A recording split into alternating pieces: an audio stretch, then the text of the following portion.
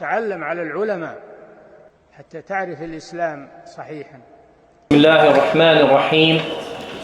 إن الحمد لله نحمده ونستعينه ونستغفره ونعوذ بالله من شرور أنفسنا ومن سيئات أعمالنا. من يهده الله فلا مضل له ومن يضلل فلا هادي له. وأشهد أن لا إله إلا الله وحده لا شريك له وأشهد أن محمدًا عبده ورسوله. يا أيها الذين آمنوا اتقوا الله حق تقاته ولا تموتن إلا وأنتم مسلمون. يا أيها الناس اتقوا ربكم الذي خلقكم من نفس واحدة وخلق منها زوجها وبث منهما رجالا كثيرا ونساء واتقوا الله الذي تساءلون به والأرحام إن الله كان عليكم رقيبا. يا أيها الذين آمنوا اتقوا الله وقولوا قولا سديدا يصلح لكم أعمالكم ويغفر لكم ذنوبكم ومن يطع الله ورسوله فقد فاز فوزا عظيما. أما بعد فإن خير الكلام كلام الله وخير الهدي هدي محمد صلى الله عليه وسلم وشر الأمور محدثاتها وكل محدثة بدعة وكل بدعة ضلالة وكل ضلالة في النار. Vëllezër të nderuar, Allahu subhanahu wa ta'ala e falenderojmë, vetëm prej tij falje dhe ndihmë kërkojmë. Dëshmojmë se nuk ka askush që adhurohet me të drejtë përveç Allahut, një dhe pa ortak është ai. Dhe dëshmoj se Muhamedi sallallahu alaihi wasallam është rob dhe i dërguar i Allahut. Allahu azza wa jall e ka dërguar Muhamedin sallallahu alaihi wasallam me fen e vërtet dhe me diturinë të saktë. Allahu azza wa jall e ka ngritur vlerën e dijes dhe vlerën e dietarëve. Yerfa'illahu alladhina amanu minkum walladhina utul ilma darajat. Allahu i ngren në shkallë ata prej jush që besuan dhe ata të cilëve është dhënë dituria. Dhe Imam al-Bukhari rahimahullah në sahihun e tij ka shkruar bab men yuridillahu bihi khairan yufaqihu fi din. Kapitulli atij që Allahu ja don të mirën i jep kuptim në fe. Dhe aty ka transmetuar se Muawiya radhiyallahu anhu ka qenë duke majtur khutben dhe ka thonë: e kam dëgjuar të dërguarin e Allahut sallallahu alaihi wasallam të thotë: men yuridillahu bihi khairan yufaqihu fi din wa innama ana qasim wallahu yu'ti ولن تزال هذه الأمة قائمة على أمر الله لا يضرهم من خالفهم حتى يأتي أمر الله. Ka thonë sallallahu alaihi wasallam, kur Allahu ja dëshiron të mirën dikujt, ja mundëson ta kuptoj fen. Unë jam vetëm ai që ndan, ndërsa Allahu është ai që jep. Ky umet do të vazhdoj të qëndroj i pa lëkundur në çështjen e Allahut. Ata që e kundërshtojnë nuk do të mund të ta dëmtojnë derisa të vijë urdhri i Allahut. Gjithashtu ka shkruar Imam al-Bukhari bab al-ilm qabla al-qawli wal-amal. Kapitulli dituria vjen para fjalës dhe veprës. Dhe është argumentu me fjalën Allahut: fa'lam annahu la ilaha illa Allah. Dije se askush nuk ka të drejtë të adhurohet përveç Allahut. Kështu ka filluar me diturinë para fjalës dhe veprës. Dhe pejgamberi sallallahu alaihi wasallam gjithashtu ka thonë, siç ka transmetuar Imam Muslimi në Sahihun e tij: wa man salaka tariqan yaltamisu fihi ilman sahhala Allahu lahu bihi tariqan ila al-jannah. Kush ndjek një rrugë në kërkim të diturisë, Allahu në përmjet saj ja lehtëson një rrugë për në xhenet. Kështu është dituria rruga për në xhenet. Dhe nuk arrihet devotshmëria dhe frika e vërtetë ndaj Allahut Azza wa Jall vetëm ndërmjet diturisë. Siç ka thonë Allahu, innama yakhsha Allaha min ibadihi al-ulama. Vërtet Allahut i friksohen prej robëve të tij vetëm dietarët. Dhe Allahu Azza wa Jall në Kur'an nuk e ka urdhëruar pejgamberin sallallahu alaihi wasallam të kërkon shtimin e ndonjë gjëje përveç diturisë. Wa qul rabbi zidni ilma. Dhe thuaj, Zoti im ma shto diturinë. Për këtë arsye imami ehli sunnetit, Imam Ahmed ibn Hanbal rahimahullah, ka thënë njerëzit kanë më shumë nevojë për diturinë se sa për ushimin dhe pijen. Kjo sepse për ushim dhe pije kanë nevojë 1 ose 2 herë në ditë, ndërsa për diturinë kanë nevojë me çdo frimarje. Me çdo frimarje ki nevojë për dituri. Dhe sa bukur e ka thonë Sheikh al-Allama Abdurrahman as-Sa'di rahimahullah në formë të poezie. Ka thonë i'lam hudita anna afdal al-minan ilmun yuzilu anka shakka wad-daran wa yakshifu al-haqqa li dhi al-qulubi wa yusilu al-'abda ila al-maqlubi. Dije, Allahu të udhëzoft, se mirësia ma e madhe është dituria që ta largon dyshimin dhe papastërtinë e zemrës. Ajo zbulon të vërtetën njerëzve me zemra të gjalla dhe e çon robin drejt qëllimit të kërkuar. Fjala e tij e shek do me thonë dyshimet. Ata që e largojnë njeriu nga e vërteta për shkak të dyshimeve ndaj të vërtetës. Dhe e dërën, ata janë papastërti. Ata sëmundje dhe epshët në zemrën e njeriu që gjithashtu e largojnë nga e vërteta. Dhe për këtë arsye Imam Ibn Qayyim rahimahullah në librin e tij Miftah Dar as-Saada ka përmendur 153 aspekte të vlerës së diturisë. Dhe në aspektin 87 ka thonë zemrën e godasin 2 sëmundje. Nëse ato forcohen dhe rënjosen në të, bëhen shkak për shkatërimin dhe vdekjen e saj.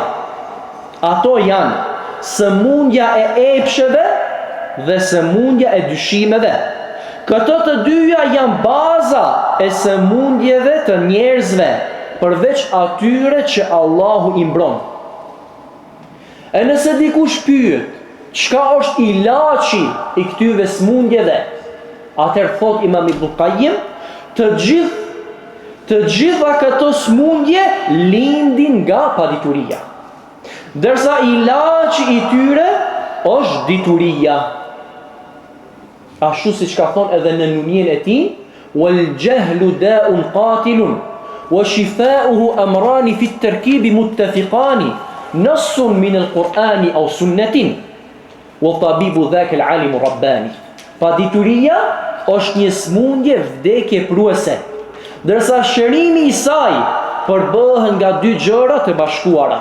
Një tekst nga Kur'ani ose nga Sunneti, kurse mjeku i saj është dietari Rabbani, dietari edukator.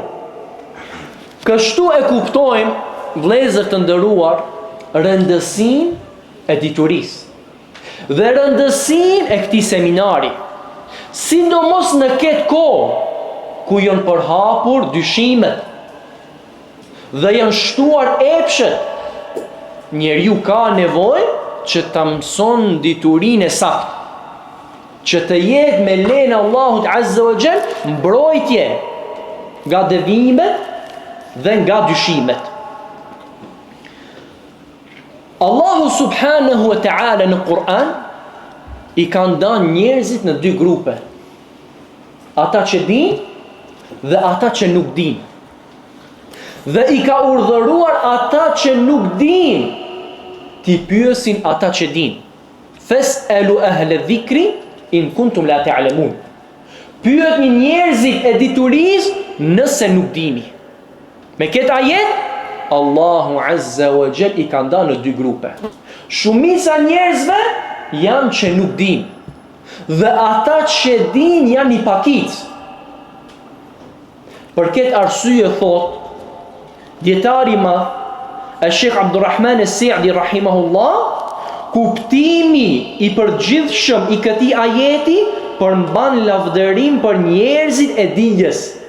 Lloji më i lartë i dijes është njohja e librit të shpallur të Allahut.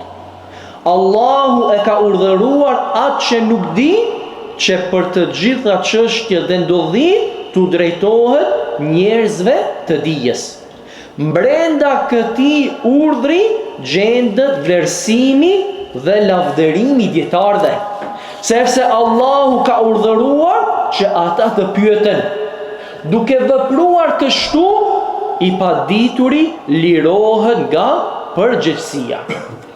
Nëse i padituri i pyet dietarët, atëherë është largu nga përgjegjësia dhe e ka kryer obligimin e tij. Për këtë arsye është me rëndësi që t'i mësojmë rregullat e pyetjes.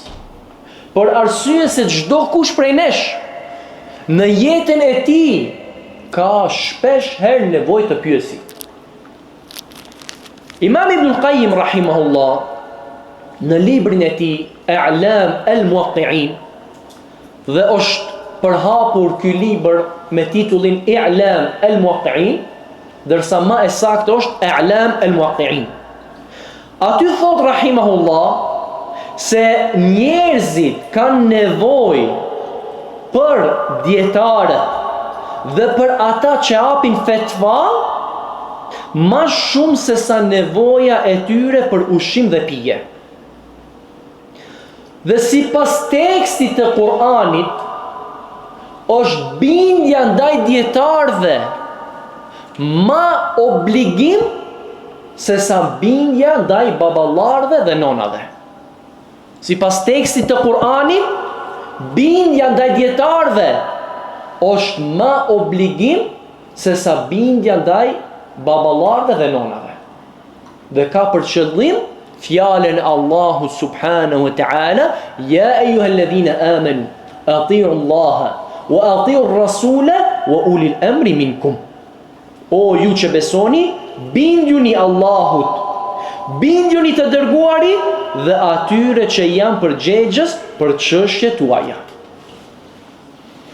Dhe kanë thonë dietarët, Abdullah ibn Abbas, sipas njërit prej dy transmetimeve të tij, Jabir ibn Abdullah, Al-Hasan al-Basri, Abu al-Aliya, Ata ibn Abi Rabah, Al-Dhahhak dhe Mujahid ibn Jabr, sipas njërit prej dy transmetimeve të tij, se ulul amr janë al-ulama, ata që janë përgjegjës për çështjet të muslimanëve janë dietarët.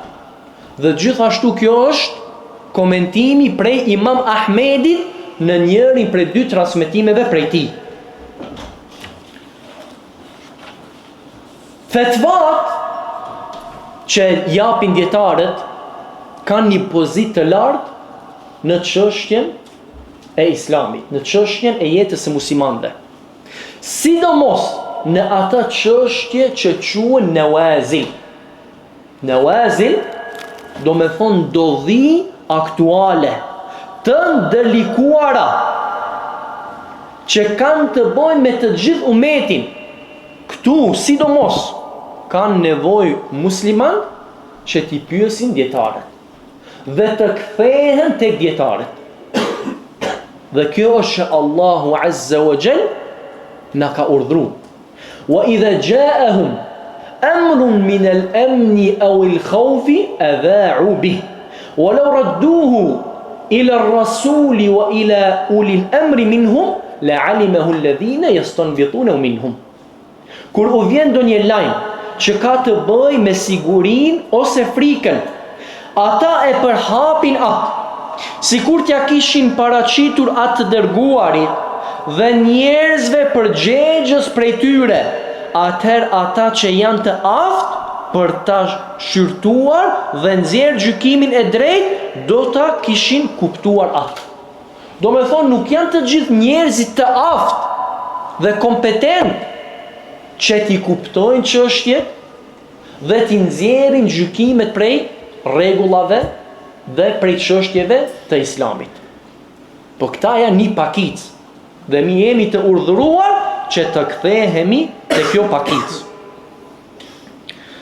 Dhe prej shkaqeve kryesore të devijimit është kur njerëzit nuk kthehen tek dietarët dhe largohen prej rrugës së dietarëve. Dhe kjo nuk është diçka vetëm në këtë kohë, po kjo ka filluar prej kohës së sahabëve radhiyallahu ta'ala anhum. Khawarijët kur i kundërshtun sahabët dhe u larguan prej tyre, devijun. Mas tyre në kohën e tabinëve mu'tazili, kur u larguan prej mexhlisit El Hasan El Basri, edhe ata devijun. Wasil ibn Ata dhe Amr ibn Ubayd, kur u larguan dhe i lanë mësimet El Hasan El Basri, Hasan El Basri i quajti mu'tazili, do më dhe i'tazaluna, u largun prej neve, në braktisën neve, edhe kështu ata u quajtën el mu'tazila, edhe devijun. Pse?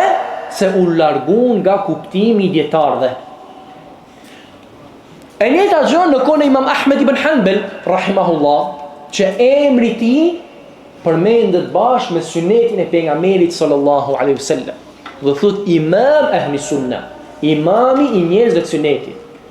Për arsye se ai qëndroi i pa lëkundur në sunetin e pejgamberit alayhi salatu wasalam. Në atë kohë ku Jahmit dhe Mu'tazili përhapën dyshime dhe kush u largu prej dietarëve devijoi. E kush u kap mas rrugës Imam Ahmedit shpëtoi. E njëjta gjë në kohën e Sheikhul Islam ibn Taymiyes, e Shari, ata që e kundërshtonin atë dhe i pshin fetva që ai të burgoset dhe disa herë është burgos për shkak të tyre, edhe ata kur u larguan nga kuptimi i tij dhe rruga e tij, edhe ata devijuan. E njëjta gjë në kohën tonë, në luftën e Xhirit, në atë kohë ata që quheshin davexhi, ad-duat, ata i kundërshtun fetvat e dietarëve. Dhe thoshin se dietarët janë dietarë të hajdit dhe nifasit. Do më thonë dietarë të menstruacioneve. Ata kuptojnë fiqhun, ndërsa nuk e kuptojnë aktualitetin. Dhe në krye të tyre ishte Sefer el-Hawali dhe Salman el-Auda. Dhe këta të dy deri sot respektohen prej një numri të madh hoxhallarëve shqiptar. Do me thonë, ata janë në të njëjtën rrugë sikur këta dy persona të devijuar që prej asaj kohe kundërshtuan imamët e sunetit. Sheikh Ibn Baz, Sheikh Ibn Uthaymin, Sheikh Al-Albani dhe të gjithë dietarët që ishin në rrugën e tyre. Dhe siç thot Sheikh Abdul Muhsin Al-Abbad, hafidhahullahu ta'ala, se këta tre dietarë janë ndalluar prej dietarëve tjerë në këtë kohë. Dhe se këta tre janë mujaddidun, ata që i ringjallin fenë në këtë kohë. Siç ka thënë pejgamberi sallallahu alaihi wasallam në hadithin të cilin transmeton Ebu Daudi, dhe është hadithi sakt, ka thonë se Allahu në çdo 100 vjet dërgon një dietar që e ringjall fenë. Dhe kanë komentuar se në këtë kohë janë Sheikh Bin Baz, Sheikh Al-Albani dhe Sheikh Ibn Uthaymin. për arsye se nuk është kush që tjetë një dietar, do thonë mund të jetë një grup i dietarëve që secili prej tyre ringjall një çështje prej çështjeve të fesë. Dhe këta individa e kundërshtu rrugën e dietarëve. Dhe pretenduan se nuk e njohin aktualitetin. Dhe e njëjta gjë ndodh edhe në këtë kohë, kur vjen dikush dhe thot se dietarët kanë fiqh, kanë kuptim dhe e din dispozitat dhe rregullat, por nuk e njohin medicinën.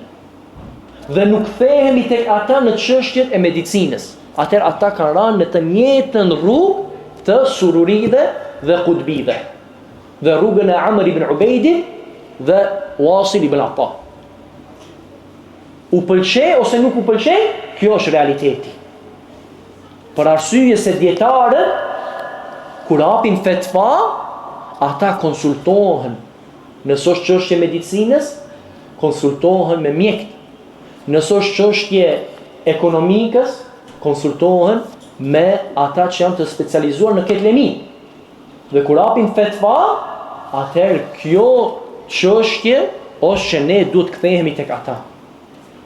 E nëse secili prej nesh pretendon se nuk e pranoj fjalën e dietarit, se ai nuk është i specializuar në këtë lemi dhe unë marr mendimin tim, atëherë kjo është thirrje që rinia e umetit dhe që selefit të largohen prej dietarëve të tyre.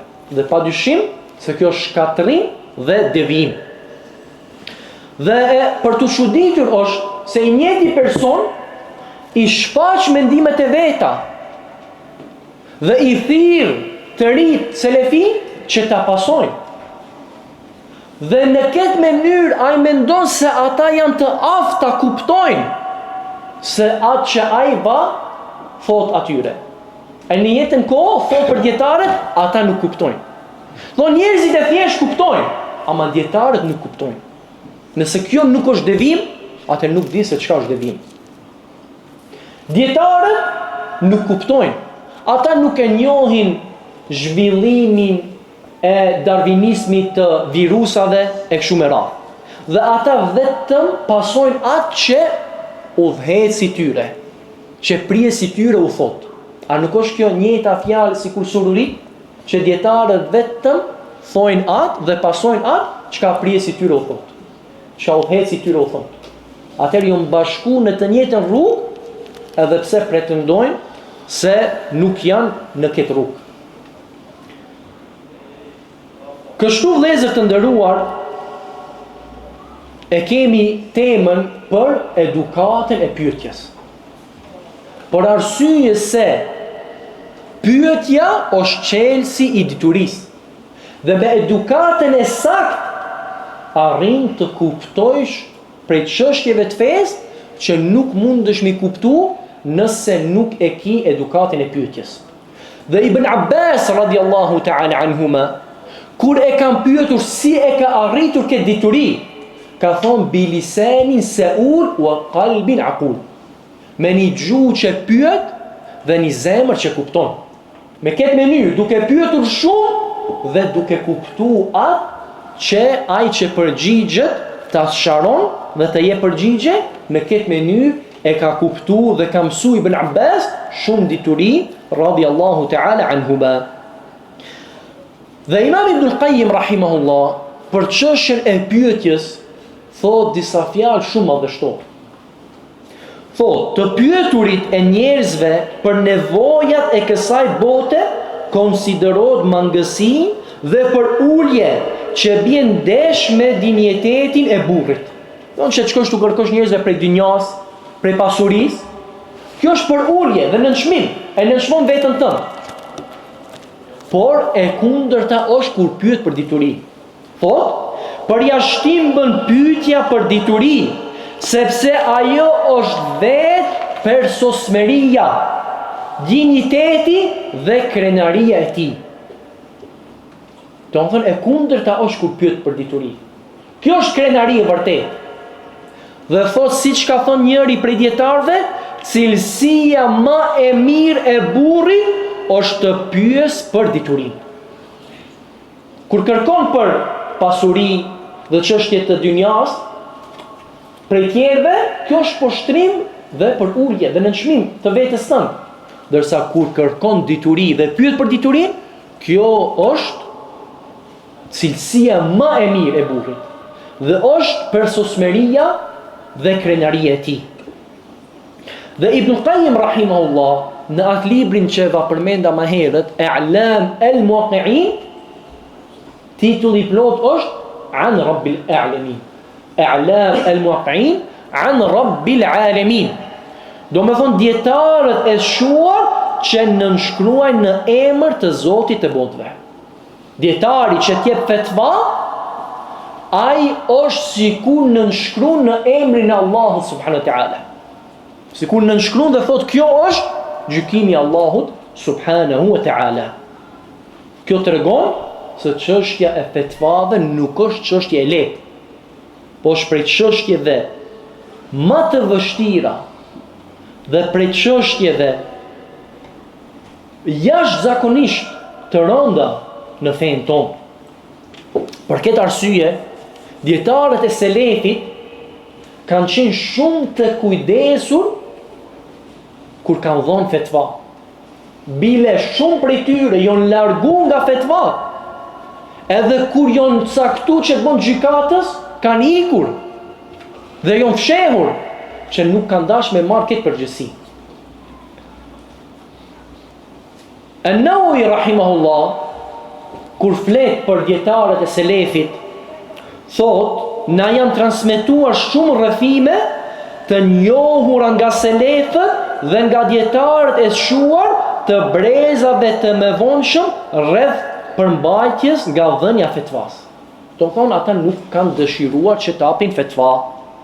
Për këtë arsye Abdurrahman ibn Abi Leila, që ka qenë prej tabiinëve, ka thonë, kam takuar 120 sahab prej ensarve.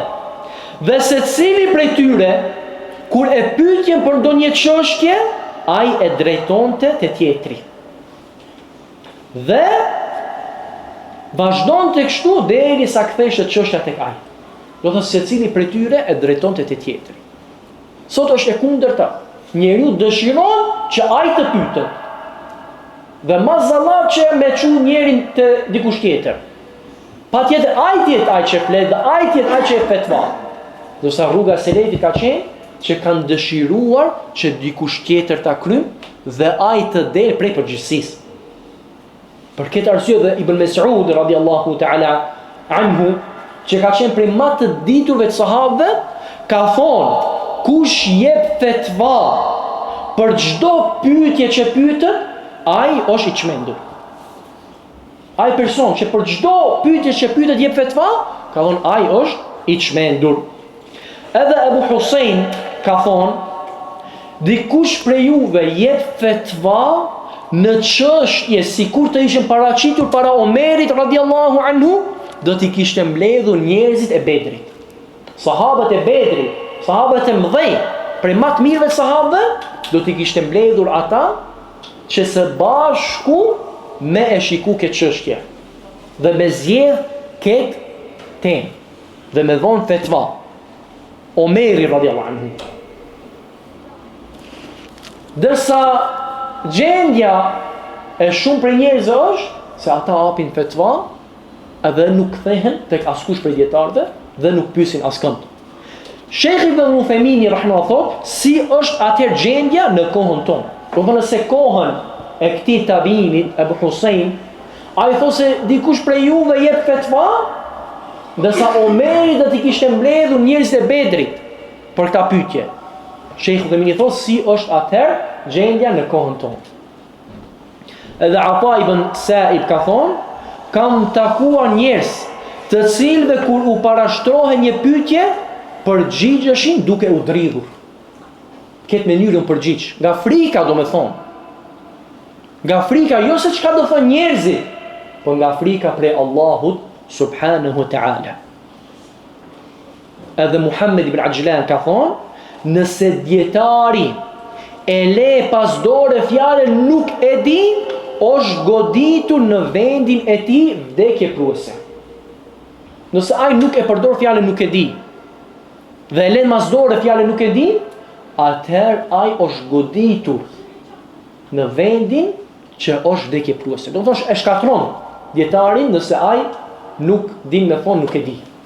Por arsye se nuk e di është gjysa e diturisë. Nëse din diçka, përgjigjes. Nëse nuk din, thu nuk e di, e kështu është nuk e di gjysa e diturisë. Dhe kemi pa dietarët e mëdhenj të këtij umeti, që dikush prej tyre ka arrit moshën mbi 80 ose 90 dhe konsiderohet prej dietarëve të mëdhenj të umetit. Kur nuk e ka ditë një çështje, ka thonë nuk e di. Dhe ka qenë lehtë për të. Dhe kjo është edukim për nxënësin e dijes, që kur nuk din diçka, të thotë nuk e di. Edhe Sufjan ibn Uyeyna ka thonë, njerëzit më të guximshëm në dhënien e fetvave janë ata që kanë më së pakti detyri. Ata që më pakti dinë janë ata që më së shumti kanë guxim me dhënë fetva. Edhe Imam Shafi'i rahimahullah, kur e kam pyet një pyetje ka hesht dhe ka thonë derisa ta kuptoj nëse mirësia qëndron në heshtje apo në përgjigje. Do dietari mendon një herë, a është më mirë përgjigjem, a është më mirë të mos përgjigjem. Edhe al-Athram prej nxënësve të Imam Ahmedit, thotë se Imam Ahmedi në shumë pyetje thoshte nuk e di, edhe pse dinte fjalët e dietarëve për këtë temë. Po gjithë, prapë thoshte nuk e di. Edhe për Imam Malik rahimahullah, kanë transmetuar se është pyet 48 pyetje dhe për 30 ka thonë nuk e di. Por për shumicën e pyetjeve ka thonë nuk e di. E kështu kanë qenë dietarët e selefit. Dhe ka thonë Imam Maliku, kush dëshiron të përgjigjet për një çështje, para se të përgjigjet, duhet ta paraqes veten para xhenetit dhe xhehenemit dhe të mendoj se si do të shpëtoj, e pastaj të përgjigjet. Dhe kur e kanë pyet Imam Malik një pyetje dhe ka thonë nuk e di, i kanë thonë kjo çështje është e lehtë. Edhe kjo ndodh sot. Dikush mundet me të pyet një pyetje dhe ti thu nuk e di. Po si ka mundësi hoqi nuk e din këtë pyetje, kjo është e lehtë, e thjeshtë është. Imam Malik ka thonë nuk ka çështje të lehtë në fe. Inna sanulqi alayka qawla thaqila. Ne ty do të zbresim fjalën e rëndë. Do të nuk ka çështje të lehtë në fen tonë. Për këtë arsye, kur nxënësi i dijes dhe ai që kërkon fetva prej dietarëve, e zbukuron veten e tij me edukat të pyetjes dhe me sjellje të mirë, kjo atij mundson që të arrin dituri prej dietarit. Ash-Sha'bi ka thonë Ebu Seleme, dhe ka për qëllim Ebu Seleme ibn Abdurrahman, që ka qenë njëri prej tabinëve dhe njëri prej dietarëve tabinëve, ka thonë për të Ebu Seleme polemizonte me Ibn Abbas. Prandaj për shkak të kësaj u privua nga shumë dituri. Do të thonë ai për shkak që nuk silleshte mirë dhe polemizonte dhe debatonte me Ibn Abbas ati nuk i jepte dituri sikur i jepte atij që silleshte mirë me të. Dhe kjo çështje është njerëzore. Dhe kjo çështje është diçka e njohur. Kur dikush sillet mirë me ty, ti ja kthen atij me të mirë. Edhe dietari, kur dikush sillet mirë me të, atëherë kjo i mundson atij që të merr dituri prej dietarit që nuk e merr ai person që nuk sillet mirë. Dhe për Ubejdullah ibn Abdillah ibn Utbe kanë thonë, ai silleshte mirë me Ibn Abbas dhe për këtë arsye ka marrë shumë dituri prej Ibn Abbas. Edhe Ibn Jurejji, që ka marrë shumë dituri prej Afas, ka thonë atë dituri që arrita të përfitoj prej Afa, e përfitova me butësin ti me dajti. Atër kjo ka qenë qelsi i diturisë. Dhe Allahu subhanahu wa ta'ala në çdo kohë dhe në çdo vend ka sjell dobi prej dietarëve për shkak të pyetjeve me edukat dhe për shkak të pyetjeve të mira. Nëse shikojmë librin Ar-Risale, libër madhështor dhe libër i njohur që ka shkruar Imam Ash-Shafi'i rahimahullah, që është konsideruar si ringjallësi i fesë të shekullit dytë, Imam Ash-Shafi'i ka shkruar librin Ar-Risale, shkak ka qenë pyetje që ja ka parashtruar Abdurrahman ibn Mahdi. I ka bo pyetje Imam Ash-Shafi'i dhe Imam Ash-Shafi'i është përgjigj me këtë librin Ar-Risale që deri sot dietarët dhe nxënësit e dijes përfitojnë për këtë libër. Atë një pyetje që mundet me të dukë se është një pyetje e thjeshtë dhe një pyetje që ndoshta ti vetëm vetes i bën dobi, mundet me sjell Allahu Azza wa Jall dobi për të gjithë umetin. E njëjta gjë me al-aqida al-wasitiyya. Ka qenë një pyetje që ja ka parashtruar dikujt Sheikhul Islam Ibn Taymija dhe për shkak të kësaj ka shkruar al-aqida al-wasitiyya, libër madhështor që shumë dietarë e kanë shpjeguar dhe në shumë vende është përhap dhe është përkthyer në shumë gjuhë, që ka qenë shkak një pyetje që ja kanë parashtruar Sheikhul Islam Ibn Taymija. Nëse shikojmë me Majmu' al-Fatawa, me qindra fetva të Ibn Taymijës, kanë qenë pyetje që ja kanë parashtruar, që deri sot prej librave bazë të dietarëve është Majmu' al-Fatawa të Ibn Taymijës, ku përfitojnë fetvat e tij dhe fjalët e tij. E njëjta gjë në këtë kohë, dietari i madh Sheikh Muhammad Nasiruddin al-Albani rahimahullahu ta'ala, sa dobi dhe sa fjalë që janë përhap në gjithë botën kanë qenë shkak ajo kaseta që në incizuar në atë kohë, Silsila al-Huda wan-Nur. Silsila al-Huda wan-Nur me qindra më shumë se 1000 incizime kanë qenë që ja kanë parashtruar pyetje Sheikh al-Albani. Dhe deri sot akoma dalin incizime të reja, që prej vdekjes Sheikh al-Albani deri sot akoma nuk janë përhap. Çdo ditë gati, çdo ditë janë të dalë fetvaja të re Sheikh al-Albani, që kanë qenë pyetje që ja kanë parashtruar dhe që Allahu Azza wa Jalla ka bërë dobishëm për këtë umet. Dietarët kur kanë folë për diturinë dhe vlerën e diturisë, kanë folë edhe për sjelljen, sikur ka folë Ibn Abdul Barr rahimahullahu ta'ala në Jami' Bayan al-Ilm wa Fadlihi dhe al-Khatib al-Baghdadi në al-Jami' li Akhlaq al-Rawi wa Adab al-Sami', që kanë tregu për vlerën edukatës të nxënësit të dijes. Dhe këtu hyn gjithashtu edukata e pyetjes. Kur të parashtrosh pyetje dhe kur të marrish fetva prej dietarëve. Bile kanë shkruar edhe libra të veçanta për çështjen e fetvas, sikur është libri Adab al-Mufti wal-Mustafti. Edukata e muftijut, ai që jep fetva, dhe edukata al-Mustafti, ai që kërkon fetva. Sikur që ka shkruar Abu Amr ibn Salah rahimahullahu ta'ala. Dhe për shkak që pyetësit donjëherë i te kalojnë kufit në sjelljen ndaj dietarit dhe bëhen shkak që ai vetë mos përfiton prej dietarit, po edhe që dietari ta msheli derën dhe mos me u dhon njerëzve përgjigje. Sa dietar e ka mshel derën e tyre. Sa dietar e ka mshel telefonin e tyre.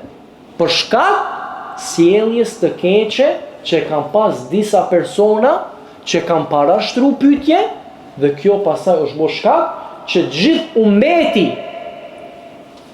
janë larguar prej diturisë këtij dietari, pse dikush nuk ka pas sjelljen e mirë dhe sjelljen e duhur me dietarin.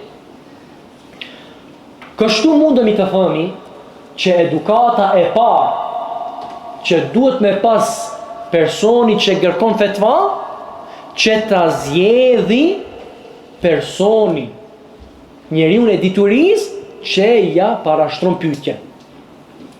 Për arsye se kërkimi i fetvas është kërkim i diturisë. Dhe dituria është feja. Siç ka thënë Muhammed ibn Sirin rahimahullah, inna hadha al-ilm din, fanzuru amman ta'khudun dinakum. Me të vërtetë, kjo dituri është fe, kështu shikoni se prej kujt e merrni fene juve. Dhe dituria, siç dihet te dietarët, nuk mirët prej secilit, po mirët vetëm prej njerëzve që janë të aftë dhe njerëzve që janë të kualifikuar. Imam Malik rahimahullah, imam Dar al-Hijra, imam i Medinës, ka thonë nuk fillova të jepja fetva derisa 70 dietar dëshmuan se isha i kualifikuar për këtë. Do të thonë derisa kanë dëshmuar 70 dietar që ai është i kualifikuar me dhon fetva, atëherë ka filluar me dhon fetva.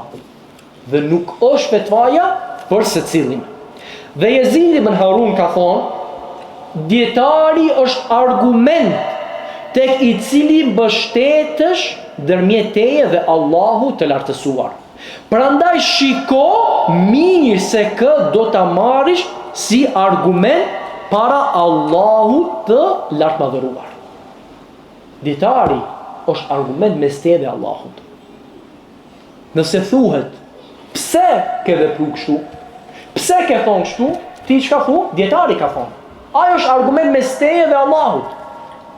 Atëherë shiko kanë merr argument mes teje dhe Allahut subhanahu wa ta'ala. Imam Shafi'i, që ka qenë imam i dynjas, ka thonë Malik është mësuesi im. Prej ti e kemi marrë diturin. Askush nuk është ma i besueshëm për mua se Malik. Dhe atë e ka marrë si argument ndërmjet meje dhe Allahut të lartësuar. Shafi'i ka marrë Imam Malik argument mes tij dhe Allahut subhanahu wa ta'ala.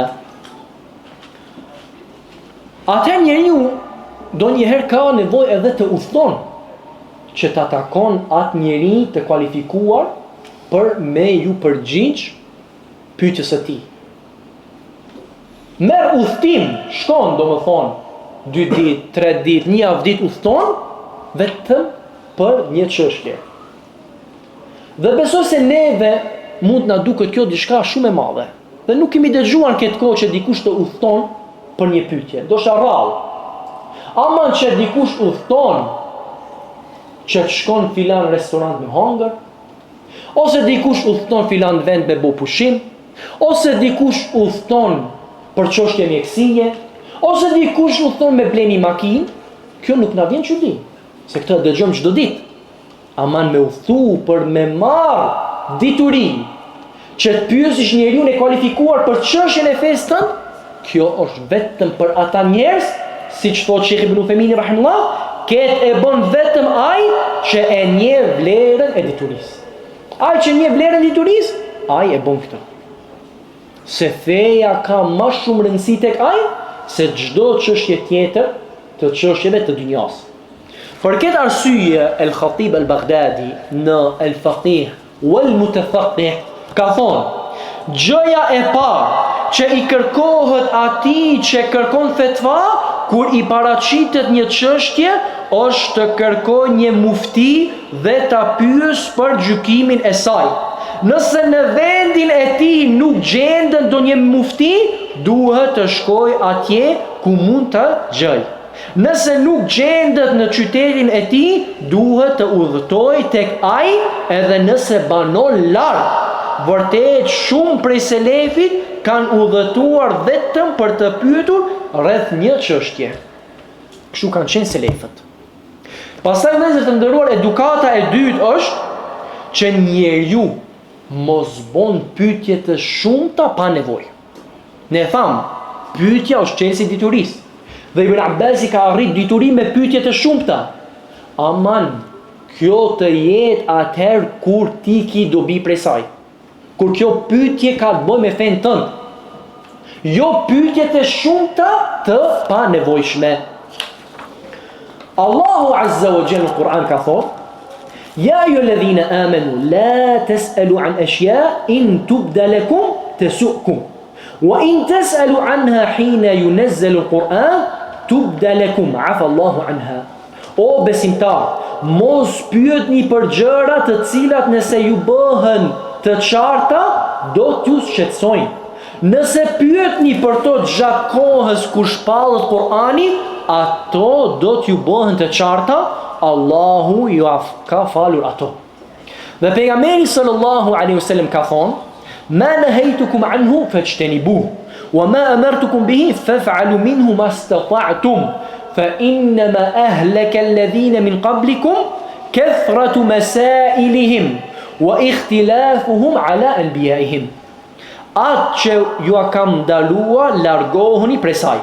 Ndërsa atë që ja kam urdhëruar, veproni prej saj, aq sa keni mundësi.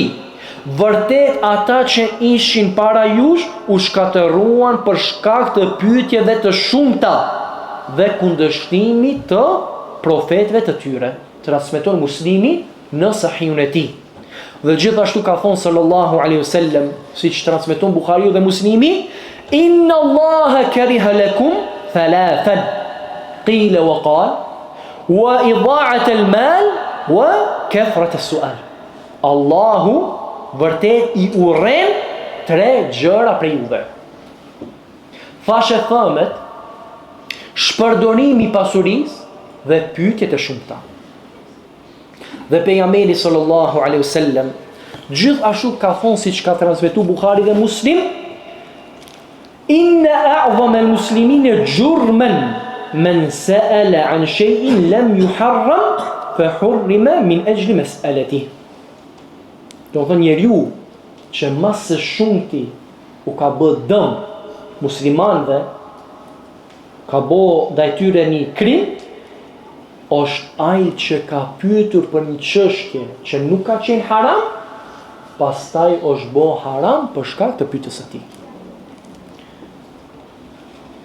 Dhe Ibn Qayyim rahimahullah, kur fol për sahabët dhe për pyetjet e tyre, thotë: ata e pyesnin të dërguarin sallallahu alaihi wasallam vetëm për çështjet që u sillnin dobi dhe që kishin ndodhur realisht. Nuk e pyesnin për çështje të supozuara, pyetje të ndërlikuara për ta vënë në vështirësi dhe problem të pazgjidhshëm. Ata nuk merreshin me degëzimin dhe shumimin e çështjeve teorike, por synimi i tyre ishte zbatimi i asaj që u ishte urdhëruar. Kur u ndodhte ndonjë çështje, e pyesnin dhe ai u përgjigjej. Për këtë ka përmend Ibn Qayyim gjithashtu se është thënë: "Idha jalasta ila alim fas'al tafaqquhan la ta'annutan." Kur të ulesh te dietari, pyetje sikur një person që don me mësu. Do të thotë çështjet që kanë bojnë me jetën tënde, me fenë tënde, që ti don me mësu.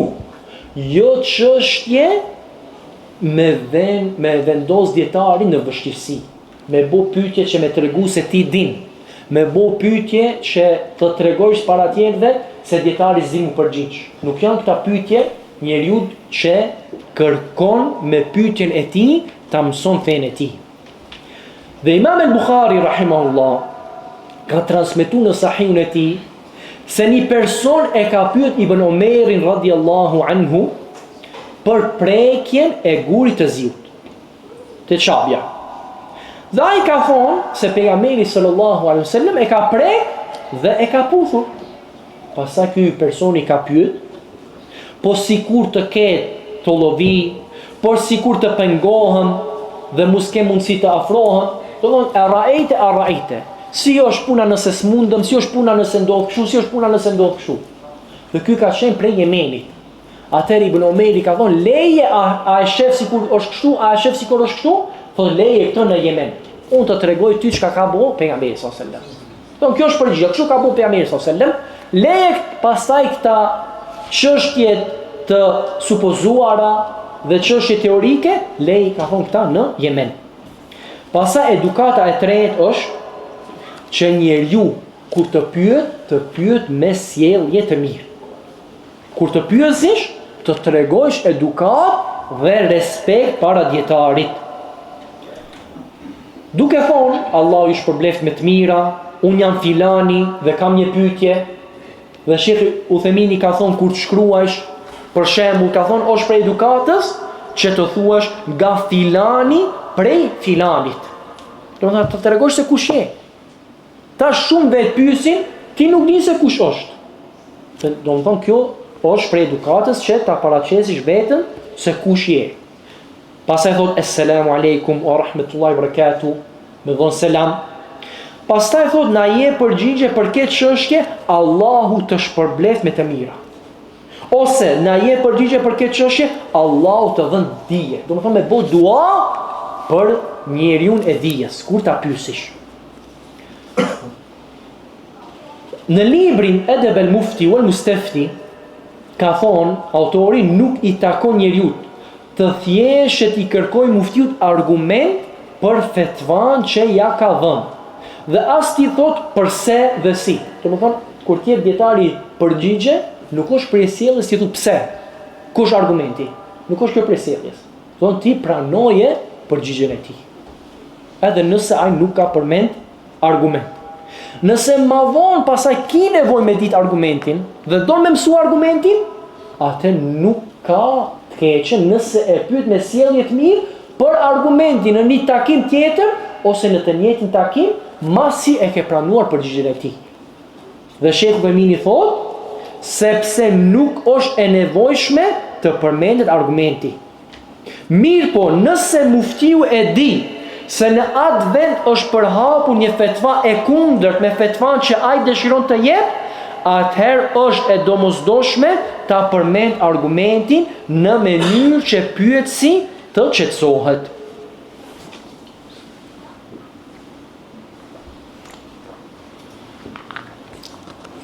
Pastaj, edukata e katërt, që pyetja të jetë e qartë. Kur do me pyet një pyetje, nalu në veten tënde dhe mendo mirë se çka është pyetja.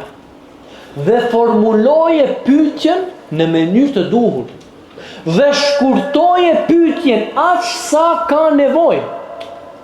Do të dikush përmend 10 minuta një mesele, ma në fund është pyetja do me thonë për një mesele. Kishte mujt krejta 10 minuta me hesht vetëm me bo pyetje në fund. Ajo do kishte mjaftuar. Pse? Se nuk ka nevojë me di se çka ka ndodhur, pastaj ka shku këtu, pastaj ka udhtu, pastaj ka bler një makinë, pastaj si është mënyra prishet avdesja ju. Po pyet prej fillim, domethënë, pyet prej fillim pyetjen, s'ka nevojë me tregu histori. Donjëherë ka nevojë. Nëse lidhet me meselën tënd, atë duhet me tregu atë sa ka nevojë që muftiu ta kupton çështjen në mënyrë të saktë. E kjo është domethënë aftësia e pyetësit, që në veten e tij ta përgatit dhe ta formulon pyetjen aq sa ka nevojë që të jetë e qartë. Dhe Sheikh Al-Albani rahimahullah, nëse pyetësi gabonte në formulimin e pyetjes, e korrigjonte derisa ta bonte formulimin e saktë. Edhe pse shehu e kuptonte dhe mundesh të përgjigjet, po shehu derisa pyetësi e rregullonte formulimin e pyetjes, nuk përgjigjeshte. Pastaj edukata e 5 është që njeriu mos pyesi për çështje që ai di. Allah azza wa jalla fas'alu ahla dhikri in kuntum la ta'lamun. Pyetni njerëzit e dijes nëse nuk dini. Do kjo është kur pyeti. Atëherë kur nuk din. Nëse ti e din meselën, atëherë nuk ka nevojë të pyesësh. Atëherë pyetja në këtë rast nuk është qëllimi i saktë për teje. Atëherë ti don me shfaq se ki dituri, ose don me testu dietarin, dhe nxënësi i dijes nuk e teston dietarin. Dietari mundet ta teston nxënësin e dijes. Kështu kanë vepruar disa prej dietarëve, për tyre edhe Sheikh Mukbil rahimahullah, kur takoshte me nxënësat e dijes, i testonte, i bonte pyetje atyre. Ama nxënësi i dijes nuk e teston dietarin. Duhet shoh sa ka bagazh, duhet ta testoj, duhet shoh a ka dituria jo. Kjo nuk është prej qëllimit të saktë. Përveç nëse njeriu don të bon dobi të tjerëve. A e din një mesele, Por e din se këta që janë me të kanë nevojë ta dinë vlerën e namazit, për arsye se janë njerëz që nuk e falin namazin, ose kanë nevojë ta dinë gjykimin e adhurimit e varreve, se e din se janë njerëz që adhurojnë varre, atëherë ai edhe pse din përgjigjen, e pyet dietarin. Po si është gjykimi i kësaj vepre që ata tjerë të përfitojnë. Dhe kështu ka vepruar Xhibril alayhis salam. Ka ardhur te pejgamberi sallallahu alaihi wasallam dhe ka pyetur çka është Islami, çka është imani, çka është ihsani, edhe kështu me radhë. Dhe më në fund pejgamberi sallallahu alaihi wasallam ka thonë, ky është Xhibrili, ka ardhur të mësoj juve fenë. Do thonë pyetje që u sjell dobi njerëzve, edhe kjo është mënyra e mësimit të fesë. Pastaj edukata e 6 që njeriu mos pyesi më shumë se një dietar për të njëjtën çështje. Dhe kështu ka thonë Sheikh El Fauzan dhe dietar tjerë. Ka thonë se kjo nuk lejohet. Do të pyet një dietar, pastaj shkon te tjetri dhe don t'i përplasish fjalët e dietarëve me njëri tjetrin, ose merr përgjigjen por nuk të pëlqen, atë shkon te dietari tjetër që ta marrish atë përgjigje që ty të pëlqen, atëherë kjo nuk lejohet. Dhe kjo sjell fitne mesin e muslimanëve. Dhe kjo tregon se njeriu nuk është i sinqert.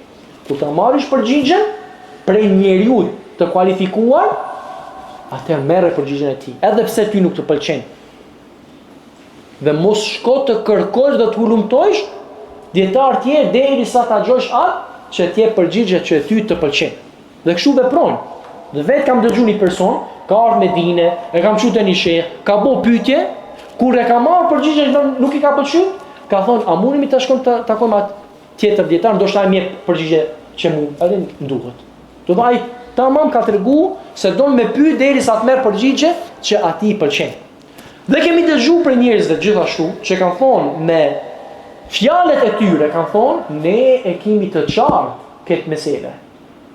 Po ne kemi nevojë t'i pyesim dietarët që xhamati thjesht ta pranojë.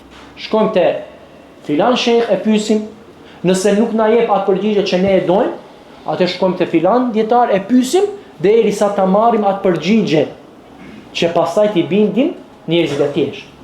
Do të kjo nuk është njeri i sinqert që pyet për fenë e tij. Po kjo është njeri që vetëm kërkon fitne. Por këtë arsye njeriu mos pyesi një dietar masi ka pyetur një dietar tjetër. Përveç nëse ti je i bindur se kjo fetva nuk është e saktë dhe ki dyshim të madh se kjo mund të jetë në kundërshtim me të vërtetën dhe shkon me qëllim të pastër, e pyet atë dietarin tjetër që ta marrish gjykimin e Allahut Azza wa Jall, jo atë që ty të pëlqen me epshin tënd. Për këtë arsye nuk është edhe për edukatës që ti thush dietarit, po filan dietar ka thonë kështu. Do të pyet një pyetje, ai përgjigj ty, pastaj i thu, po ai dietar tjetër ka thonë kështu. Kjo nuk është për edukatës. Nëse don patjetër me ditë përgjigje, atëherë thu, Allah ju shpërblef, si tu përgjigjemi atyre që thonë kështu. E jo me i thonë atit, po tjetër dietar ka thonë kështu, kam me besu tash, ku e ki argumentin, kush ka thonë kështu, ose dikush shkon lexon mesele, pastaj vjen te dietari dhe e pyet. Nëse dietari përgjigjet, atëherë përmend mendimin tjetër. Pse është përgatit përpara dhe don me tregu se ai ka dituri. Dhe kjo nuk është prej edukatës të kërkimit të diturisë. Pastaj edukata e 7, mos të pyesi në mënyrë të përgjithshme nëse ai ka ndonjë rast të veçantë. Dikush ka një rast të veçantë që ka ndodhur atij. Po i vjen turp ta paraqesi rastin e tij para dietarit, atëherë pyet një pyetje të përgjithshëm. Me qëllim që kur ta merr përgjigjen, ta zbaton përgjigjen e përgjithshëm për rastin e tij të veçantë. Dhe këtu ndodhin shumë gabime, se ai e merr përgjigjen që është e përgjithshme dhe e zbaton në rastin e tij. Dhe sikur dietari të dinte detajet e pyetjes dhe rastin specifik, do ishte përgjigj me një tjetër përgjigje. Për këtë është e nevojshme që ti ta tregosh rastin të veçantë. Dhe mos je turp i shkak që ti mos pyesish për çështjet e fesë. Edhe pse turpi është e lavdruar në fenë tonë, pejgamberi sallallahu alajhi wasallam ka thënë el haya'u min al iman, wal haya'u min al iman, do të thonë turpi është për imanit, dhe ka thënë el haya'u la ya'ti illa bi khair, se turpi sjell vetëm mirësi, siç transmeton Buhari dhe Muslim. Por turpi nuk është arsye që mos kërkosh dituri dhe mos pyesish për çështjet tuaja. Edhe pse të vjen turp, nëse kjo çështje ka nevojë që të marrësh fetva, atëherë e tregon rastin tënd. Aisha radhiyallahu anha i ka lavdruar gratë e ansarëve dhe ka thonë ni'men nisa nisaul ansar. Sa gratë të mira janë gratë e ansarëve. Lam yakun yamna'uhunna al-haya'u an yatafaqqahna fi ad-din. Nuk i ka ndaluar turpi që të kërkojnë ta kuptojnë fenë. Do të thonë kanë pyet edhe nëse çështje kanë qenë çështje që njeriu turprohet prej tyre. Edukata e tetë është që njeriu të pyes për veten e vet. Sa herë ndodh që dikush pyet, dhe nëse i thu, pa a ke bo kështu, a ke bo kështu, a ka qenë kështu, a ka qenë kështu, ka thonë nuk e di, kështu ka thonë. Do thonë dikush tjetër i ka thonë atij, dhe ai nuk e din çështjen e tij, atëherë edhe dietari ka nevojë me ditë detaje më shumë që të mundet të përgjigjet në mënyrë të saktë. Kështu njeriu të pyesi për veten e tij dhe mos pyesi për ndonjë tjetër. Edhe ti mos kërko për prej tjetrit që të pyesi për ty, po ti pyet vetë. Përveç në disa raste kur është e nevojshme, sikur ka ndodhur me Aliun radhiyallahu ta'ala anhu. Aliu radhiyallahu anhu ka kërku prej al-Miqdad ibn al-Aswad që ta pyesi pejgamberin sallallahu alaihi wasallam, për shkak se ka pas shumë mendje. Dhe i ka ardhur turp ta pyesi pejgamberin sallallahu alaihi wasallam, se ai ka qenë i martuar me vajzën e pejgamberit sallallahu alaihi wasallam. Atëherë nuk i ka takuar që ta pyesi pejgamberin sallallahu alaihi wasallam për mendje, duke qenë se është i martuar me vajzën e tij. Atëherë ka kërkuar prej al-Miqdad që ai ta pyesi pejgamberin sallallahu alaihi wasallam. Dhe Sheikh Ibn Uthaymin rahimahullah thot, mos dërgo për të pyetur në emrin tënd askën tjetër përveç atij të cilit i beson në mbajtje mend, në përcjelljen dhe në transmetimin e saktë të përgjigjes. Do nëse është patjetër që të kërkosh prej dikujt që të pyesi për ty, atëherë le të jetë një person i besueshëm që mban mend pyetjen dhe e përcjell në mënyrë të saktë dhe e mban mend përgjigjen dhe e përcjell në mënyrë të saktë. Pastaj edukata e nëntë që njeriu mos incizoj përgjigjen e dietarit pa lejen e tij. Dhe këtu hyn edhe mos e shkruaj përgjigjen e tij dhe ta përhapi në rrjetet sociale pa lejen e tij. Por arsye se dietari të jep një përgjigje ty të veçantë. Dhe ai nuk e din se ti je duke incizuar ose se ti ki me shkruaj përgjigje në rrjetet sociale. Sikur ta kishte ditur, do ishte përgjigj në mënyrë ndryshe ose nuk do ishte përgjigj. Për arsye se kur ai ty të përgjigjet në atë mënyrë si të bën dobi ty dhe në atë mënyrë si e kupton ti. E nëse ai e di se kjo paraqitet para gjithë umetit, ku kemi njerëz që kanë kuptim të mirë, dikush nuk ka kuptim hiç, ka njerëz të devijuar, ka njerëz që munden edhe me keq përdore kështu me radhë, atëherë dietari ndoshta e sqaron meselen më me detaje dhe përgjigjen në mënyrë më të mirë. Për këtë arsye shpesh herë kur kam përcjell fetva për dietarëve, dietar ka thonë nuk kam thonë ashtu. Pse? Se nuk është kjo sqarimi i dietarit kur përgjigjet para umetit dhe nuk është e njëjtë kur ai përgjigjet një personi për një mesele. Për këtë arsye kur don ta përhapish përgjigjen e tij dhe ta incizojsh përgjigjen e tij, atëherë kërko leje. Thua, kam një pyetje, a mundem ta incizoj ose kam një pyetje, a mundem ta përhap. Dhe shejhu jon, Sheikh Abdullah al-Bukhari, hafidhahullahu ta'ala, ka thonë, disa njerëz sa po lidhen me dikën në telefon, fillojnë me njëherë ta incizojnë bisedën. Kjo nuk është prej moralit të mirë dhe as prej edukatës. Kërkuesi i dyturisë duhet të jetë besnik dhe i sinqert. Do thonë njeriu duhet ta di pozitën dhe hakun e dietarit. Pejgamberi sallallahu alaihi wasallam ka thonë, "Laysa minna man lam yujil kabirana wa yarham saghirana wa ya'rif li'alimina haqqa." Nuk është prej nesh ai që nuk e nderon të moshuarin ton, nuk e mëshiron të voglin ton dhe nuk ja njeh dietarit ton të drejtën që i takon. E ka shujtur këtë hadith Hasan Sheikh Al-Albani në Sahih Al-Jami'. Pastaj edukata e 10 që njeriu mos pyes për çështje që nuk ka mundësi t'i kupton. Ose mos pyes për çështje në një mexhlis ku ka njerëz që nuk e kuptojnë përgjigjen për këtë mesele.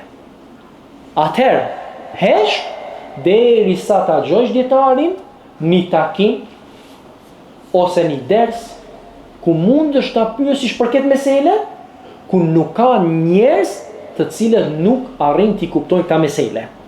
Dhe sa herë ndodh, domethënë, që vinë njerëz që nuk i kuptojnë disa mesele, pastaj dikush e pyet dietarin ose nxënësin e dijes dhe ai detyrohet mu përgjigj. Atëherë ka njerëz që nuk janë të aftë i kuptojnë këta mesele. Dhe Imam al-Bukhari ka shkruajt, "Men khassa bil ilmi qauman dun qaum, karahiyata an la yafhamu." Kapitulli veçimi një grupi njerëzish me një dije pa u përcjell atë të tjerëve, nga frika se nuk do ta kuptojnë. Do me thonë, ka prej diturisë çështje që nuk mundet secili prej umetit me e kuptu. Aliu radiallahu anhu ka thonë, "Haddithu an-nas bima ya'rifun, atuhibbun an yukadhdhab Allahu wa rasuluhu." Flisni tek njerëzit me atë që ata janë në gjendje ta kuptojnë. A dëshironi që Allahu dhe i dërguari i tij të përgënjeshtrohen? Dhe Ibn Mes'udi ka thonë, "Ma anta bimuhaddithi qauman hadithan la tablughuhu uquluhum illa kana li ba'dihim fitnah." Ti nuk je duke folur te një popull për një çështje që ata nuk e kuptojnë, vetëm se kjo do jetë fitne për disa prej tyre. Do thonë, kjo do sjell fitne për disa prej tyre që nuk janë të aftë ta kuptojnë këtë çështje. Edukata e 11 është që njeriu nëse nuk e kupton përgjigjen, atëherë të kërkon sqarim prej dietarit. Duke thonë, Allah ju shpërbleft, a mundeni me shpjegu këtë çështje edhe më shumë, ose si është kjo çështje, a e kam kuptuar mirë, do me thonë të kërkosh kuptimin e çështjes. Masi të presish dietarit të mbaron përgjigjen e tij, dhe nëse ke paqartësi, atëherë pyet për paqartësinë derisa ta kuptosh. Dhe për këtë gjithashtu Imam al-Bukhari ka shkruajt, "Bab man sami'a shay'an faraja'a hatta ya'rifa." Kapitulli ai që dëgjon diçka dhe kërkon sqarim rreth saj derisa ta kuptojë. Dhe është argumentu me transmetimin e Ibn Abi Mulejke rahimahullah, që ka thonë sa herë që Aisha, gruaja e pejgamberit sallallahu alaihi wasallam, dëgjonte diçka që nuk e kuptonte, ajo e pyeste përsëri rreth saj derisa ta kuptonte. Aisha radhiyallahu anha, ummul mu'minin, prej grave të pejgamberit sallallahu alaihi wasallam, gruaja që më së shumti hadithe ka transmetuar. dhe gruaja më e ditur e këtij ummeti, Aisha radhiyallahu anha, ka thonë kur ka dëgju pejgamberin sallallahu alaihi wasallam, men husiba udhib, ai person që mirët në llogari dënohet, atëherë ajo ka pas paqartësi. Për shkak se Allah thonë në Kur'an, fasawfa yuhasabu hisaban yasira, ai do të merret në një llogari të lehtë. Atëherë e ka pyet pejgamberin sallallahu alaihi wasallam që ta kupton. Dhe pejgamberi sallallahu alaihi wasallam është përgjigj dhe ka thonë innama dhalika al-'ard walakin man nuqish al-hisab yahlik. Ajo është vetëm paraqitja e veprave. Ndërsa ai të cilit i shqyrtohet llogaria imtësisht do të shkatërrohet. Do të thonë paraqitja e veprave, kjo është llogari e lehtë për personin e xhenetit. Ndërsa nëse mirret njeriu në llogari të imt, hollësisht, do me thonë, atëherë këtu është shkatërim për personin. Pastaj edukata e 12 që njeriu të zgjedhë kohën dhe vendin e përshtatshëm për ta parashtruar pyetjen ndaj dietarit. Do të thonë njeriu duhet me shiku, a është dietari në gjendje për të përgjigj, a është vendi përshtatshëm. Nëse e takon dietarin në treg, ajo është me familjen e tij duke ble. Ti tash më i shku, ahsan aleikum, a kam një pyetje. Kjo padyshim se nuk është vendi sakt dhe vendi përshtatshëm për me bë pyetje. Edhe kohën. Shembull, dietari ka marrë ders dhe është lot. Dhe e shefti për gjendjes së tij se ajo është duke nxitu, duke u kthy në shtëpi, do mu kthy, ka ndaj termin, ka ndaj sen. Ti tash e nalat 10 minuta, 20 minuta për me parashtu pyetje. Sigur ai kishte edhe 10 minuta edhe 20 minuta dhe ishte ndalë dhe kishte vazhdu dersin. Do të thonë kjo duhet ti me njoft atë që e pyet, me ja njoft kohën e tij, me ja njoft gjendjen e tij, mund të jetë edhe i preokupuar, ka një çështje familjare, ka një çështje mjekësore kështu me radhë, do të thonë ai ndoshta ndonjëherë nuk është në gjendje të përgjigjet. Edhe ti pastaj mendon se filan hoxh ose filan sheh nuk ka sjellje të mirë, desha me i bëni pyetje, hiç nuk më dëgjoj, hiç nuk më shikoj. Pse se edhe ajo është beshar, edhe është veli. Ai hidhrohet sikur ti që hidhrohesh. Ai mërzitet sikur ti që mërzitesh. Ai lodhet ashtu siç edhe ti lodhesh. Domthonë edhe ai është njeri dhe atij i ndodhin gjëra që ndodhin njerëzve. Pra duhet me gjetë kohën dhe vendin e përshtatshëm nëse don me bo pyetje. Edhe nuk është e keqe me i thonë Allah ju shpërbleft, a është koha e përshtatshëm për një pyetje? Dikush 12 natës ti në telefon. Mendon se dietari duhet 24 orë me net në telefon dhe më përgjigj secili që e thi. Nuk është kjo e saktë.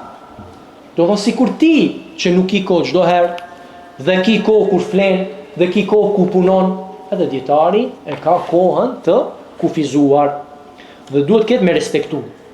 Qatada rahimahullah ka thonë e kam pyetur Ebu Tufejl për një mesele. Dhe Ebu Tufejl ka qenë prej sahabëve. Dhe ai ka thonë inne li kulli maqamin maqalen. Inne li kulli maqamin maqalen. Ka thonë çdo rrethon e ka fjalën e saj të përshtatshme. Do thonë nuk ka qenë ai në gjendje në atë moment që të përgjigjet. Nuk ka qenë vendi dhe preokupimi i tij për mu përgjigj. Do shpërmes se ka qenë duke bërë tawaf. Është i zonë me ibadet. Do me bërë tawaf, ti vjen ahsan aleikum, kam një pyetje. Nuk është vendi i sakt. Por këtë do të thonë kjo fjalë inne li kulli maqamin maqalen. Çdo rrethon, çdo vend e ka fjalën e saj të përshtatshëm. Për këtë arsye Khatib al-Baghdadi, masi e ka përmend këtë transmetim në al-Faqih wal Mutafaqih, ka thonë nëse e sheh dietarin të preokupuar nga ndonjë breng ose nga diçka që ai ja pengon përshëndrimin dhe mendimin e plot, duhet të përmbahet nga pyetja. Kur ajo gjendje të largohet dhe djetarit t'i kthehet qetësia e zemrës dhe disponimi i mirë, atëherë le ta pyes. Gjithashtu, kur djetari, do me thonë të përgjigjet, mos e ndërprej. Do njerë djetari fillon duke folë, dhe ai fillon me një çështje të përgjithshëm.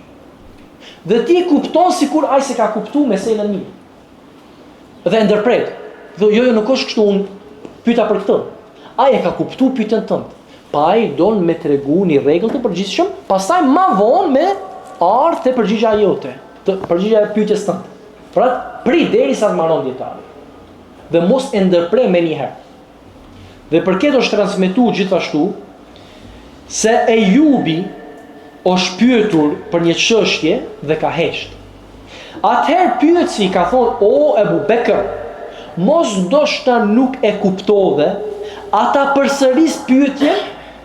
Atëherë Ejubi ka thonë: "E kuptova, por jam duke menduar se si të përgjigjem." Do të me lënë dietarit edhe kohë që të mendon për këtë mesele. A të përgjigjem, a mos përgjigjem?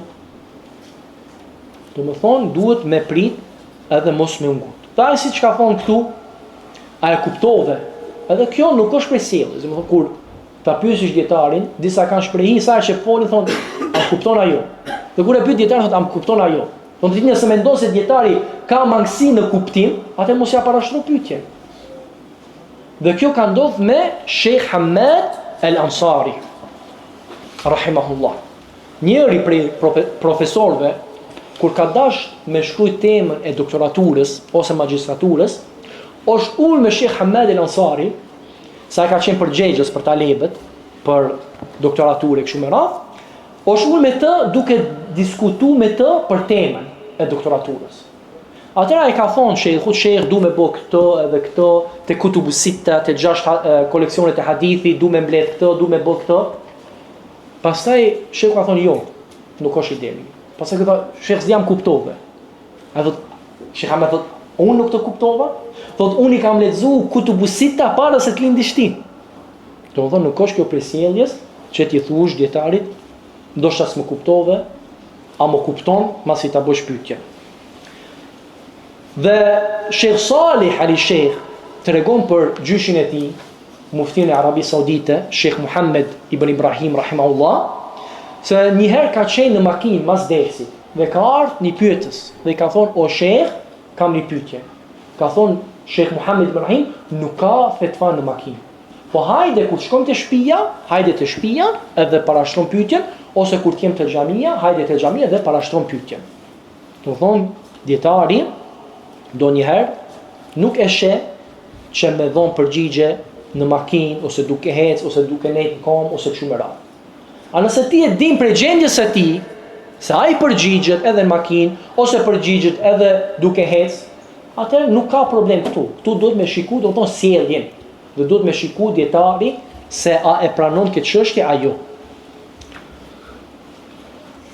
Për këtë arsye kanë thonë, nuk duhet ta pyes dietarin kur ai është në këmbë, kur bëhet gati të largohet, kur është i mërzitur ose i preokupuar, apo kur gjendet në ndonjë gjendje tjetër që ja shpërqendron zemrën dhe mendjen.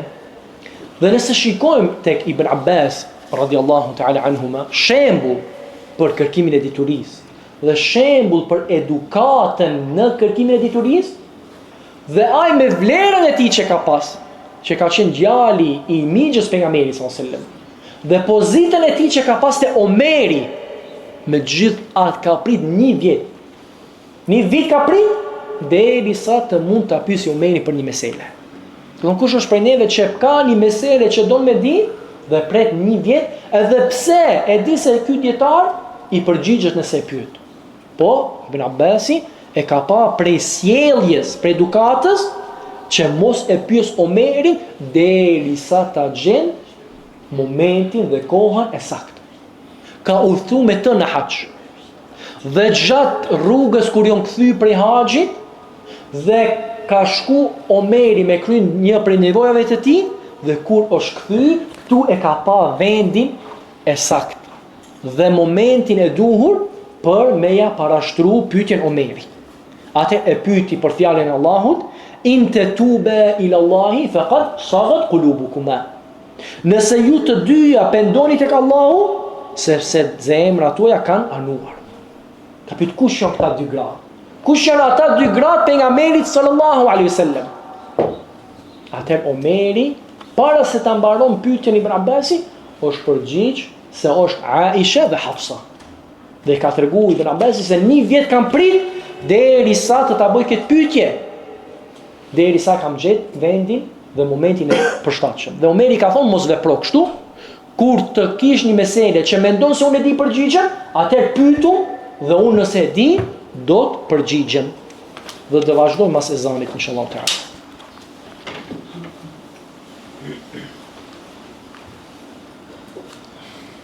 Allahu akbar, Allahu akbar.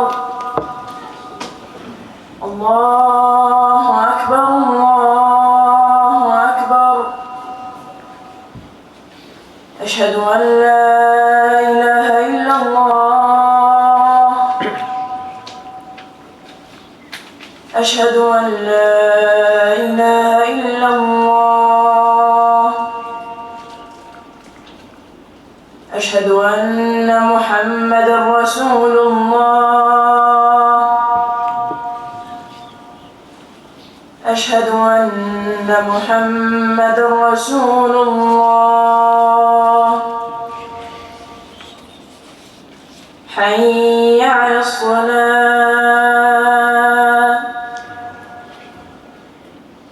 حي على الصلاة. حي على الفلاح. حي على الفلاح.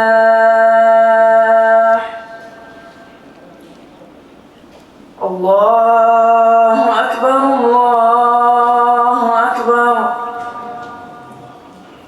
لا إله إلا الله.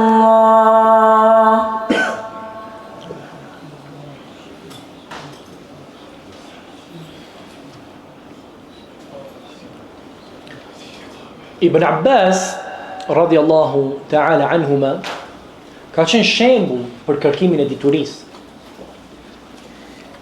Ai masi ka vdek pejgamberi sallallahu alaihi wasallam, i ka thonë njëri prej ensarëve, hajtë të shkojmë të shokët e pejgamberit sallallahu alaihi wasallam dhe t'i pyesim ata për hadithe, për arsye se ata janë shumë sot. Mundi me shku dhe me i pyet dhe me përfitu prej tyre. E ky person prej ensarëve ka thonë, çudi është çështja jote o Ibn Abbas. A mendon ti se njerëzit do kenë nevojë për diturinë tënd, duke qenë se sahabët e mëdhenj janë gjallë? Atëherë Ibn Abbas vazhdoi. Do të thonë s'duhet mu nal me fjalët atyre që dojnë me të largu. Po me vazhdu. Edhe kështu Ibn Abbas ka vazhdu. Vetë. Ka vazhdu dhe kur dinte se dikush prej sahabëve ka një hadith pejgamberit sallallahu alajhi wasallam, shkonte dhe rrinte para derës së tij dhe uleshte në nxehtësi jashtë derës së tij derisa dilte sahabiu. Dhe i thoshte o Ibn Abbas, sikur të më kishe thirrur. I marrte dera me thirr edhe me pyet. Ibn Abbas ka thonë jo, ka thonë unë jam më parsor që të pres. Do unë kërkoj dituri dhe unë të pres për ty derisa të dalish. Shu ka qenë Ibn Abbas radiallahu anhu. Dhe ma vonë, masi Ibn Abbas arriti shumë dituri dhe njerëzit fillun të kthehen tek ai dhe ta pyesin atë, ky personi prej ensarëve kaloi duke pa njerëzit si jo mbledh tek Ibn Abbas. Atëherë ka thonë për Ibn Abbas, ti ishe ma i mençur se unë. Thonë ke bo ma mirë se sa unë, masi ke vazhdu duke kërku dituri, e tash u bon dobi njerëzve me diturin që ke mësu. Për këtë arsye ka thonë Ibn Abbas, dhaleltu taliban fa azestu matluban. Dhaleltu taliban, do të thonë u përula kur kam kërku dituri. E ka përul veten e tij kur ka kërku dituri, e pastaj është nderu duke njerëzit duke kërku atë.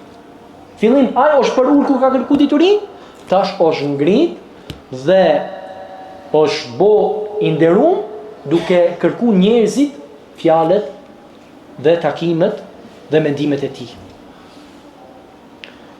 Për këtë arsye kanë thonë, men lem yahtamil dhull at-ta'allum sa'a baqiya fi dhulli al-jahli abadan. Ai person që nuk e duron një orë në nënçmimin e kërkimit të diturisë, dëmbesi në nënçmimin e paditurisë gjithë jetën e tij. Ai person që nuk mundet një orë me për ullë veten e tij duke kërku diturinë, dëmbesi në nënçmimin e paditurisë gjithë jetën e tij. Edukata e 13 është që mos marrish një fetva që është dhënë për një rast të caktuar për rastin tënd. Do të thonë dikush lexon një fetva Sheikh Bin Baz, Sheikh Ibn Uthaymeen, pastaj ai mendon se rasti i tij është i njëjtë. Dhe kjo shpesh herë sjell që njerëzit të zbatojnë fetva në mënyrë të gabuar. Për këtë arsye, gjendja jote mund të jetë shumë më ndryshe se gjendja atij që ka pyet.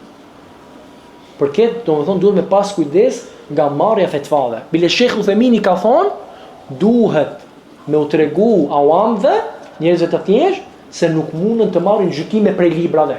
Se kështu ndodh shpesh herë që i kesh kuptojnë çështjen. Dhe marrin dispozita në mënyrë të gabuar. Dhe marrin njerëz fetva që janë dhënë për një rrethon, dhe për një vend, dhe për një person me detaje që janë të veçanta për të, dhe dallimi mes teje dhe tij është shumë i madh, po për arsye se ti nuk e kupton dallimin, mendon se është e njëjtë. Atëherë duhet me pas kujdes që mos me zbatu fetvaja që janë për tjetër rast, për rastin tënd. Pastaj dietarët, vëllezër të nderuar, donjëherë nuk përgjigjen. Jo pse nuk e dinin, përgjigjen, po e shohin dobin që mos me ju përgjigj për atë mesele që ti pyet. Atëherë ata përgjigjen për diçka tjetër. Dhe kjo është uslub el-hakim.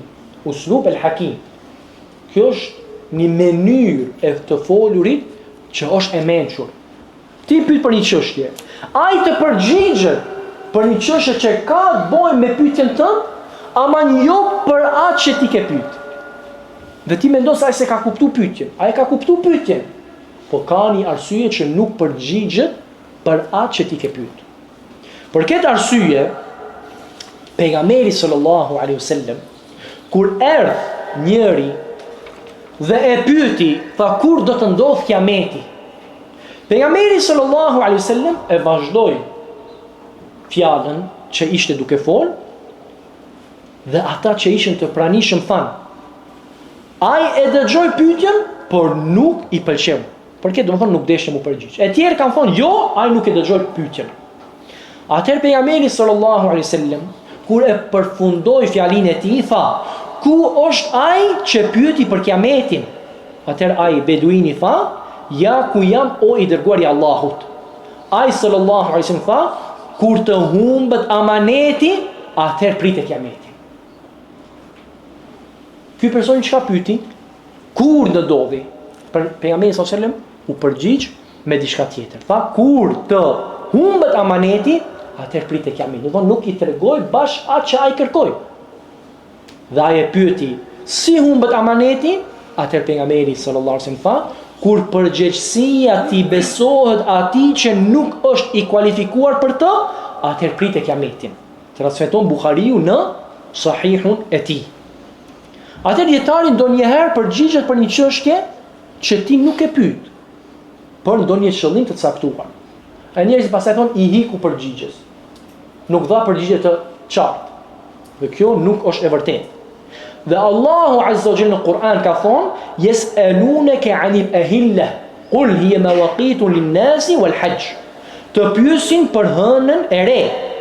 Thuaj, ato janë përcaktuese të kohës për njerëzit dhe për haxhin. të pyesin për hëna të reja, do kur del el hilal dhe shumës prej hilal është el ehille, kur dalin hëna të reja, do me thonë kur fillon mu shfaq hëna e re, të pyesin për atë. Thuaj, ato janë përcaktuese të kohës për njerëzit dhe për hax. Do ka ardhur përgjigja për një të dobive të hënës së re, do të thonë me përcaktu kohën dhe me përcaktu haxhin. Dërsa ata kanë pas për shëllim diçka tjetër, për formimin e saj dhe krimin e saj dhe shfaqjen e saj. Por Allah azza wa jalla nuk u përgjigj për atë, por përgjigj për atë që u bën aty dhe dobi. Dhe me këto e përfundojmë këtë ders dhe lutim Allahun subhanahu wa taala që të na bën neve të gjithëve për atyre që edukohen me edukatën e nxënësit të diturisë dhe të na bën për tyre që mësojmë diturinë që të punojmë me këtë dituri që kemi mësuar. Wallahu taala a'lam wa sallallahu sallam ala nabina Muhammad wa ala alihi wa sahbihi ajma'in wa akhiru da'wana alhamdulillahi rabbil alamin.